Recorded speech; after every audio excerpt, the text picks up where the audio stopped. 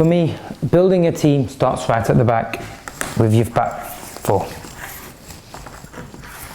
I think your back four has to be solid and your goalkeeper. That's massive.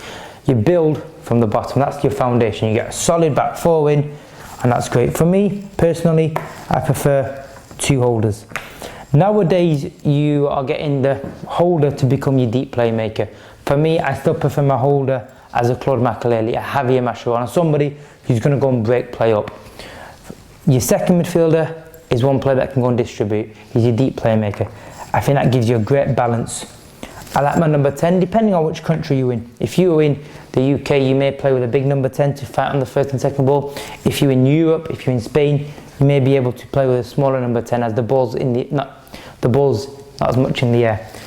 I like my width, my two wingers, and I want my striker. Now for me, what you need is great flexibility. Football now has become so dynamic where you have to change within games 4 or 5 times. You have to change formation, you have to change everything. You need versatility in your squad as a manager, but also in players. A striker has to have, for me, absolutely everything. He's got to have the ability to go in behind. He's got to have that threat. If he doesn't, it straight away allows a back four to be high. You have to have a threat in behind. If there's a threat in behind, and a lot of my teams do it, we go long very early. The reason is it shows the striker's pace, but it also makes the back four drop off, because they know that we've got pace up front. By dropping off, gives us space at the back. If they want to still press, and they want to stay in a 4-4-2,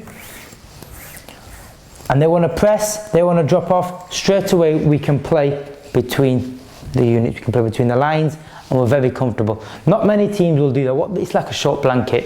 If you cover your head, your feet's exposed. If you try and push on,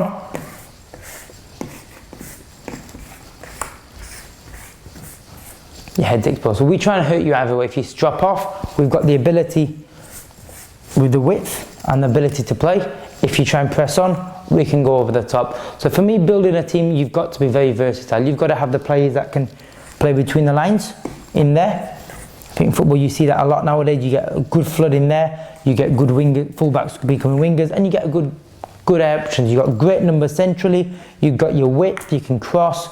That's the key. So for me, I think it's very important that players are versatile. As a team, you've got to be versatile. You've got to be able to play direct. You've got to be able to learn how to kill a game off. And I think the most important thing is you've got players to understand the right situation. And I think you've got to understand how to go and put 2 banks of 4 in there at times and go and kill a game.